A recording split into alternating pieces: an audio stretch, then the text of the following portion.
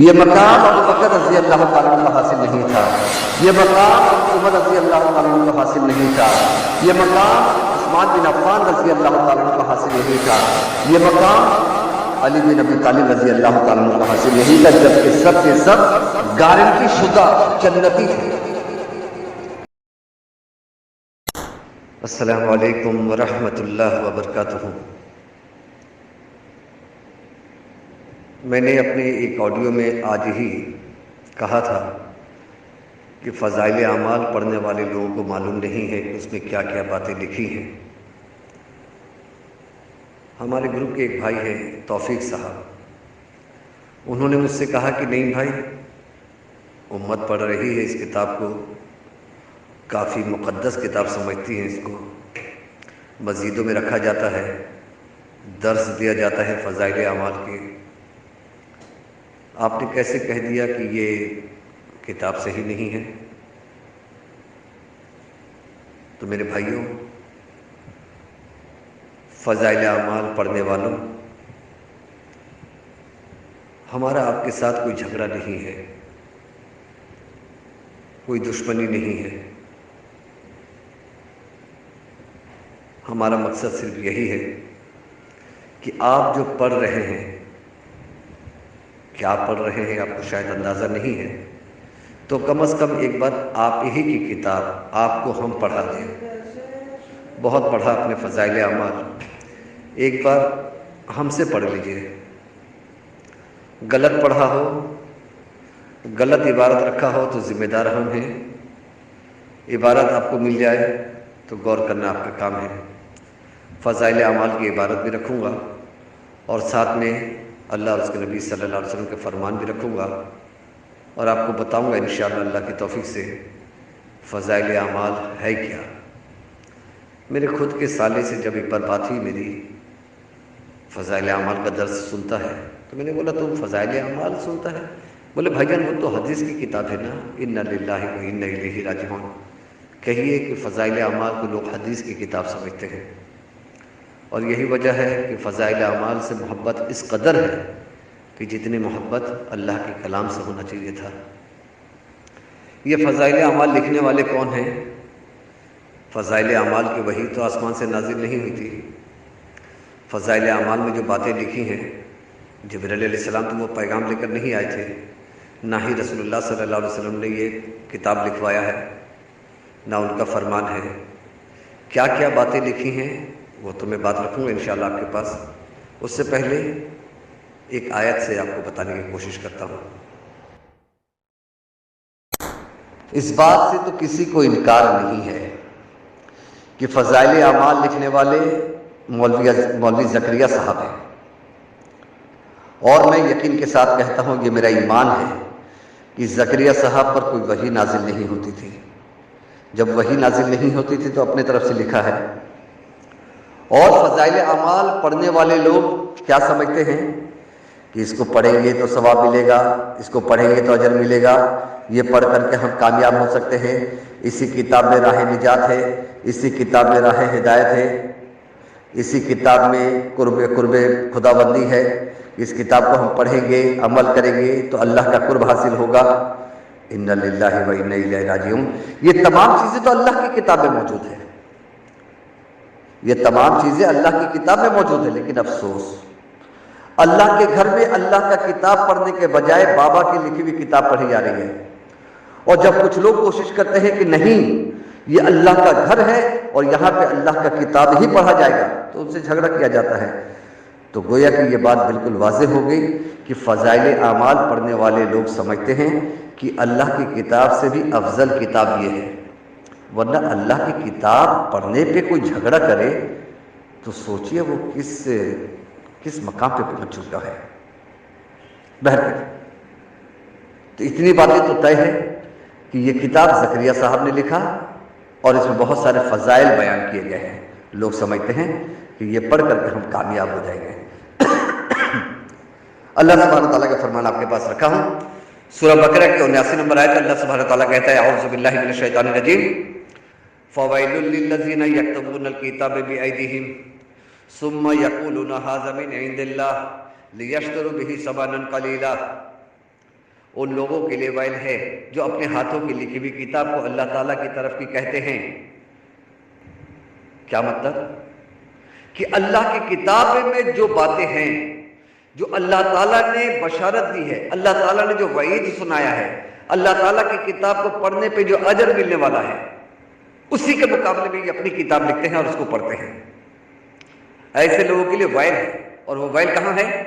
اللہ کے نبی صلی اللہ علیہ وسلم سے ان کے صحابی سوال کرتے ہیں، یا رسول اللہ صلی اللہ علیہ وسلم، یہ ویل کہاں ہے؟ رسول اللہ صلی اللہ علیہ وسلم کہتے ہیں کہ یہ ویل جہنم کی وادی میں سے ایک وادی ہے یا اس کے گڑھے میں سے ایک گڑھا ہے۔ تو معلوم پڑا کہ جو لوگ اپنے ہاتھ کی لکھی ہوئی کتاب کو ثواب کی نیت سے پڑھا جاتا ہے، اجر کی نیت سے پڑھا جاتا ہے، کامیابی کی نیت سے پڑھا جاتا ہے، اللہ کی کتاب ہونے کے باوجود، ایسے لوگوں کے لیے ویل ہے۔ اور کتنے افسوس کی بات ہے، مسجد سے فضائل اعمال کو نکال کر کے اللہ کی کتاب رکھا جائے تو جھگڑا، یہ کون سی کلاس کے مسلمان ہیں؟ اللہ تعالیٰ ان کو ہدایت دے۔ تو اللہ تعالیٰ کہتا ہے کہ ان لوگوں کے لیے ویل ہے جو اپنے ہاتھوں کی لکھی ہوئی کتاب کو اللہ تعالیٰ کی طرف کی کہتے ہیں اور اس طرح دنیا کماتے ہیں۔ یہ دنیا کمانے کا دھندا ہے، ان کے ہاتھوں کی لکھائی کو اور ان کی کمائی کو ہلاکت اور افسوس ہے۔ تو معلوم پڑا کہ ایسی کتاب ہلاکت کے باعث ہے اور افسوس کے باعث ہے۔ اب میں انشاءاللہ آپ کے سامنے فضائل اعمال کی عبارت رکھنا شروع کرتا ہوں۔ فضائل اعمال کی فضائل ذکر، زکریا صاحب واقعہ بیان کر رہے ہیں۔ کس کا؟ ابو یزید قرطبی کہتے ہیں کہ میں نے سنا ہے۔ اب کہاں سے سنا، کس سے سنا ہے، کچھ معلوم نہیں ہے، بس انہوں نے سنا، لکھ دیا، خلاص، یہ دین ہی کا۔ تو کہتے ہیں کہ ابو یزید قرطبی نے کہا کہ میں نے سنا ہے کہ جو 70,000 مرتبہ لا الہ الا اللہ کے ذکر کر لے، اپنے لیے ذخیرہ آخرت بنا لے، وہ نجات حاصل کر لے گا۔ تو میں نے 70,000 مرتبہ لا الہ الا اللہ کئی بار پڑھ رکھے، ایک اپنے بیوی کے لیے اور باقی کچھ اپنے لیے پڑھ رکھا تھا۔ ایک لڑکے کے تعلق سے میں نے سنا تھا کہ وہ صاحب کشف ہے۔ کشف مطلب دنیا میں بیٹھے بیٹھے، زمین میں بیٹھے بیٹھے پوری دنیا کا نظارہ کر لے اور اس سے آگے جا کر کے آسمان کا نظارہ کر لے اور پھر جنت اور جہنم کا نظارہ کر لے، اسے کہتے ہیں صاحب کشف۔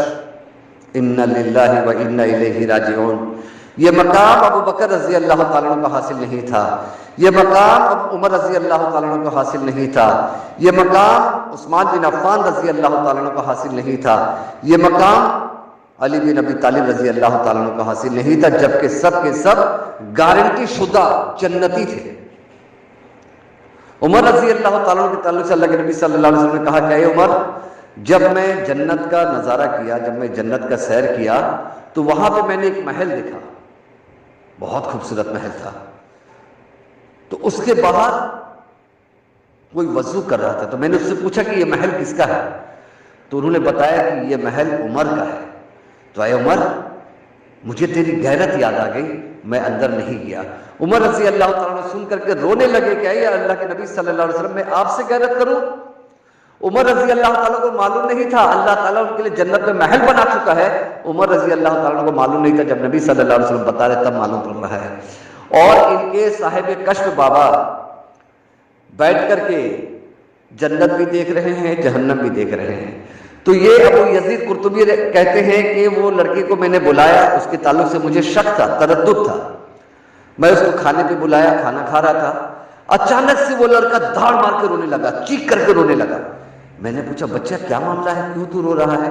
بولے چچا میری ماں جہنم میں جل رہی ہے۔ تو میں نے کیا کیا، چپکے سے، دیکھیے کتاب میں ساری باتیں لکھی ہیں، میں نہیں کہہ رہا ہوں، پڑھیے کتاب کو۔ کہتے ہیں ابو یزید قرطبی کہ میں نے دل ہی دل میں چپکے سے جو پڑھ رکھا تھا 70,000 مرتبہ، اس میں سے ایک حصہ میں نے اس کی ماں کو بخش دیا، چپکے سے، کسی کو نہیں بتایا۔ اور یہ معاملہ صرف میرا اور میرے رب کے درمیان تھا، کسی کو نہیں بتایا۔ اس کے بعد وہ لڑکا پھر خوش ہو گیا، ہنسنے لگا، میں نے پوچھا بچہ اب کیا بات ہے، اب کیوں تو ہنس رہا ہے؟ بولے چچا میری ماں کو جہنم سے نکال کر کے جنت پہ لے جایا جا رہا ہے۔ لا حول ولا قوت الا باللہ، لا حول ولا قوت الا باللہ۔ ابو یزید قرطبی کہتے ہیں کہ مجھے اس واقعے سے دو چیز معلوم پڑا۔ ایک تو وہ جو 70,000 کا میں نے سن رکھا تھا اس کی حقیقت معلوم پڑ گئی کہ یہاں پہ جہنم سے نکال کر کے جنت پہ ڈال دیا جا رہا ہے، اور دوسرا اس بچے کے تعلق سے جو مجھے تردد تھا، عالم الغیب سنتے ہیں نا، رسول اللہ صلی اللہ علیہ وسلم کے تعلق سے یہ لوگ دعویٰ کرتے ہیں عالم الغیب تو نہیں کہہ سکے، صاحب کشف کہہ دیے، اسی کی چھوٹی بہن ہے۔ غیب کی خبر جان لینا بغیر کسی کے بتائے، بغیر وحی کے، تو کہتے ہیں کہ مجھے اس لڑکے کی سچائی کا بھی معلوم پڑ گیا۔ یہ ہے وہ فضائل اعمال۔ رب کی قسم کھا کر کے بتائیے گا مجھے، قسم ہے رب کعبہ کی، بتائیے گا مجھے غیب کی خبر کون جاننے والا ہے؟ اللہ سبحانہ تعالیٰ۔ اللہ سبحانہ تعالیٰ کہتا ہے قُلْ لَا يَعْلَمُ مَنْ فِي السَّمَاوَاتِ وَالْأَرْضِ غَيْبَ إِلَّا اللَّهُ، کہہ دو نبی اللہ کے سوا زمین اور آسمان میں کوئی غیب نہیں جانتا۔ یہ ان کے بزرگ فضائل اعمال کے بابا کے بزرگ زمین میں بیٹھ کر کے جنت اور جہنم کا نظارہ کر رہے، غیب نہیں تھا وہ، یہ غیبدہ بن گئے، ایک نمبر۔ دوسرا، جو مقام صحابہ کو حاصل نہیں تھا، اللہ کے نبی صلی اللہ علیہ وسلم کے خلیفہ کو علم نہیں تھا، ان کے بابا کو معلوم پڑ رہا ہے۔ کیا یہ صحابہ سے بڑھ کر کے اپنے بزرگوں کو پیش کرنا نہیں ہے؟ 70,000 مرتبہ لا الہ الا اللہ پڑھ لو، بخش دیے جاؤ گے۔ کس نے کہا؟ لا الہ الا اللہ کا ذکر تو رسول اللہ صلی اللہ علیہ وسلم سکھا رہے اپنے امتی کو، اپنے صحابہ کو۔ کیا کوئی دلیل ہے ایسا؟ اللہ کے نبی صلی اللہ علیہ وسلم نے سکھایا کہ اے میرے صحابہ، زندگی میں چاہے کچھ بھی کرو، شرک و بدعات میں لت پت رہو، بس 70,000 مرتبہ لا الہ الا اللہ پڑھ کے رکھ لینا، بخشے جاؤ گے۔ یہ ہے حدیث کی کتاب، یہ وہ کتاب ہے جس کو مقدس سمجھا جاتا ہے، مسجد میں رکھا جاتا ہے۔ فیصلہ آپ کیجئے گا۔ السلام علیکم ورحمۃ اللہ۔ عداوت مجھے سے کیوں اتنی، میں تو قرآن کا داعی ہوں، رسول اللہ کا وارث، صحابہ کا سپاہی ہوں۔ مجھے ہے کفر سے نفرت، میں تو حق کا فدائی ہوں۔ زمانے کے ہر ایک ظالم، ہر جابر سے لڑتا ہوں۔ مجھے جو حکم ربی ہے وہی میں کام کرتا ہوں۔